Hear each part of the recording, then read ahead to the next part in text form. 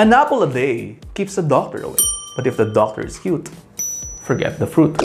Pero ano nga ba ang mga benepisyong makukuha natin sa pagkain ng mansanas araw-araw? Narito, hali kayo, pag-usapan natin yan. Anyway, marami naman kasi talagang benefits ang mansanas sa katawan natin. Ang isang serving niyan, syempre, depende sa size, maaari magbigay ng 40 to 60 calories. Kung mapapansin nyo rin sa ilang mga content na sinasabi ko sa inyo, naghahambing tayo ng mga calories na pwede ninyo makuha sa mga processed foods, tapos i-breakdown natin yan to a better meal. Madalas isinasama ko sa example ko ang mansanas bilang fruit selection or dessert. Baka mayroong mga magtanong, papaano po kung green? Papaano po kung red? Ito yan. Yung dark red colored na apple, maraming mga antioxidants yun.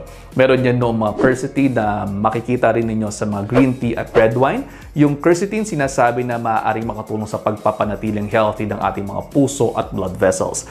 Mayaman din ang mansanas sa fiber na nakatutulong din sa digestion. At isa pa, roughly 85% water ang apple. Tapos isama pa natin ang mga vitamins at minerals na maaari natin makuha kasama rin yung mga antioxidants, healthy nga talaga. Narito pa ang ilang mga health benefits ng pagkain ng mansanas. Mababa ang glycemic index. So, ibig sabihin kapag kumakain ka nito, hindi agad-agad tataas ang iyong blood sugar levels. At kung natatandaan ninyo, kasasabi ko lang, wala pang isang minuto ang nakakaraan siguro na ang mansanas mataas sa fiber, kaya mas nagiging steady ang blood sugar natin kapag kumakain kayo niyan. Added benefit din ng fiber ang pagkontrol sa blood cholesterol. Mayroong mga pag-aaral na nagsasabing maaaring makatulong ang pagkain ng mansanas sa pagpapababa ng total cholesterol. Meron din naman na nagsasabing nakatutulong ito sa pagpapababa ng blood pressure, kaya collectively, maaaring totoo nga na makatutulong ito sa pagpapanatiling malusog ang ating mga puso. Tandaan din natin na ang pinaka-nangungunang dahilan ng pagkamatay ng mga tao ngayon ay sakit sa puso pa rin, kaya mainam na alagaan natin yan. At syempre, hindi lang naman dapat iasa sa mansanas ang kalusugan natin. Kung nasa heavier side, kinakailangan din natin magpapayat at para makaiwas sa pagpapataas ng risk ng pagkakaroon ng sakit sa puso. At incidentally, ang pagkain ng mga pagkaing mayayaman sa fiber at tubig ay nakatutulong na mas magpabusog sa atin at iwasan ang pagiging gutumin.